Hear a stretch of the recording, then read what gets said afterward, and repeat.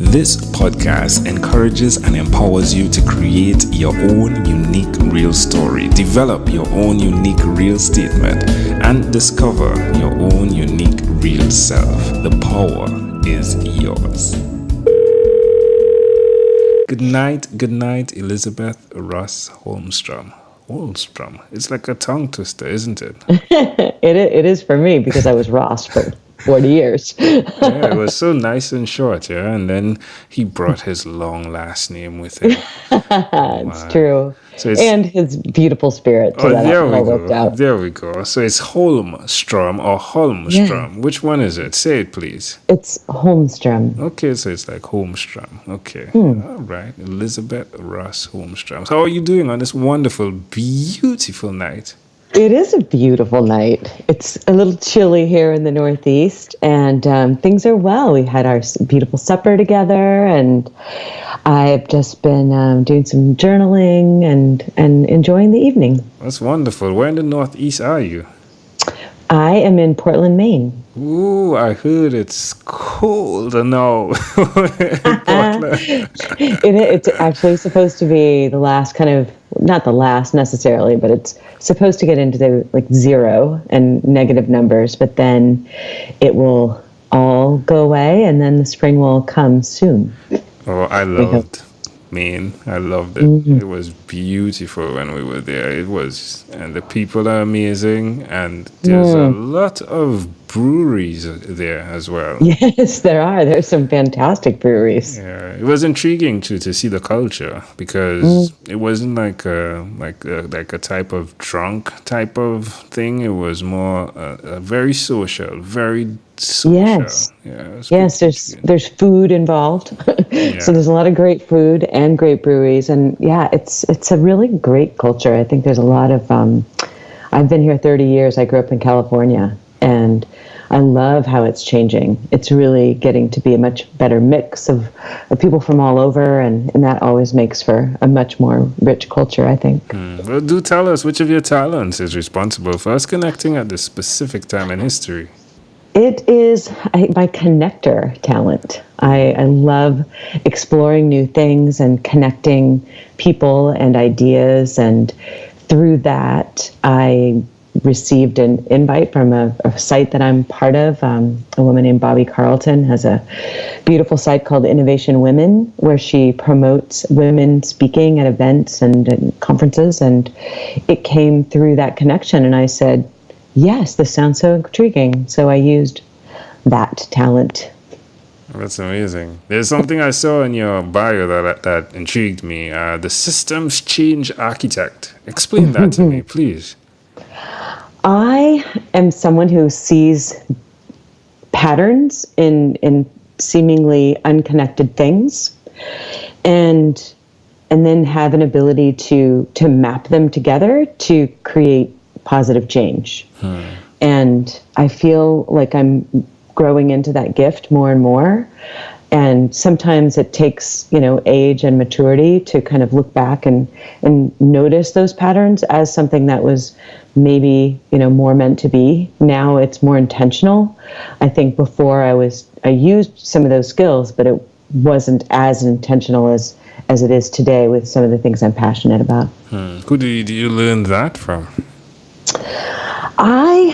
I think I learned it from just watching. I've had a lot of different jobs as I had to move out of the house at a really young age to keep myself going.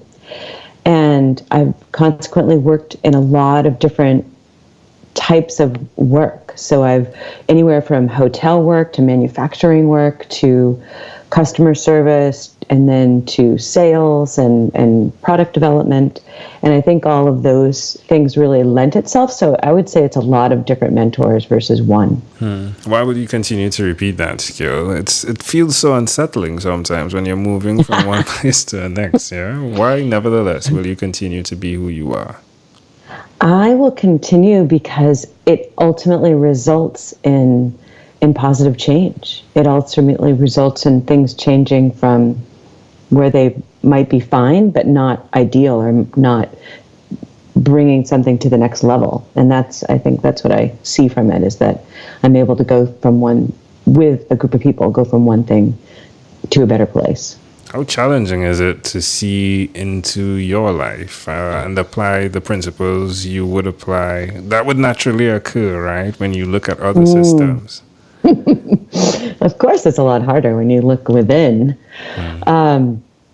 I do think that those skills do apply to my life, though. As I'm both personally, I'm able to think into the future about how I want to live my life and what kind of freedoms I would like as I get older, and then make choices that can lend that, to that path happening.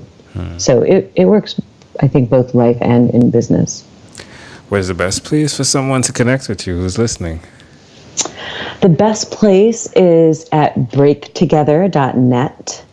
Or on LinkedIn at Elizabeth Ross Holmstrom. That usually has my most up-to-date information. And I also have a podcast called The Art of the Break. Oh, dude.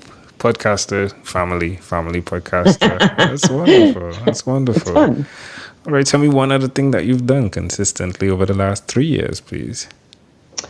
I have been teaching the art of mindful breaks in the workplace to help people manage technology and manage stress that can happen when we just keep moving from thing to thing. And as a result of starting those practices, actually about 4 years ago in the workplace, I've been introducing mindfulness and meditation into my own life. And it's really, really changed. It's energized me. I believe it really feeds me on a deeper level and helps me to pause, to just see things a little more clearly. And I definitely want to keep exploring. I feel like I've just begun. I've met people through studying mindfulness and meditation, who have been doing it for many, many, many years. And so I feel like I'm just starting out. And so I definitely want to continue it and learn. It's amazing. Your voice songs and reminds me of one friend that I interviewed way back in 2016. Her name is Liz Rutledge, and she practices mindfulness in a very large way now because she's helping schools in Colorado. I'll definitely connect you both. Yes, please. Again, I'm guessing Liz is probably short for Elizabeth now that I think about it, though, right? But yeah, got to stay with her in Colorado. She's an amazing being, and your voice tones sound so much alike. So it'd be really fun to connect you both. Yeah. Yes, please. Do that. That's wonderful. That is amazing. All right, my friend. Well, here's what. Let's switch gears for a moment. Let me now invite you into my time machine that is surrounded with beautiful, warm, blue Caribbean water. Elizabeth, what is your earliest childhood memory? Mine is really being in nature. I grew up right below Yosemite, and just being around nature and trees, and also music. We always were singing around our house. How old do you think you were in that memory? I know I had to be a toddler,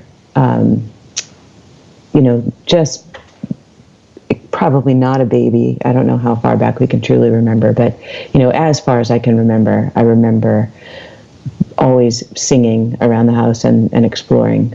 How do you see that memory connecting to who you are today? I believe that is how I get fed today. Within work, the things that I'm doing from a business perspective, the way I always can interject some of me into the day is through my voice and music and by getting outside. That's amazing. Wow, love it. All right, my friend. I love how that connects. Yeah, I do too. Well done. I believe we are all connected. I totally agree with that. If we fast forward to when you were 12 years old, what was your favorite song? Well, there were really two, but I gave you the one that the one that I was thinking of was Delta Dawn. It was so funny. Yeah, it is, right? Yeah. How it connects. All right, my friend. Well, we've arrived at our destination, but before we get off of this time machine, there's a small declaration form. So it's yes or no. We're going to move pretty quickly here. Are you ready? I'm ready. Elizabeth, have you chosen someone to pass on your skills to? Yes. Are you married? Yes. Do you have children? I have stepchildren. Do you believe in God? I believe in a higher spirit. I'm not organized religion. Do you have an inner circle of friends? Yes. Do you watch TV for more than 3 hours a day? No. How about 3 hours a week? Maybe 3 hours a week. What about screen time, the phone and or the computer? Is it more than 8 or less than 8 hours a day? Oh, less than 8 hours a day. Elizabeth, if you had to share with us your own unique real statement, a statement that represents who you are, Elizabeth Ross Holmstrom, what would you say that is? Every soul matters. Love it. This was such a great pleasure, Elizabeth. Before you leave, is there anything else you'd like to share with our amazing audience? I would like to just send this energy right back to you, Angel. You are an amazing spirit, and thank you for making all of these connections and making the world a brighter and more connected place. I appreciate that. Thank you very much. Elizabeth Ross Holmstrom, thank you for being on What is Inspired by 12-Minute Convos with Angel Jones. This segment has been brought to you by Amazel Enterprise.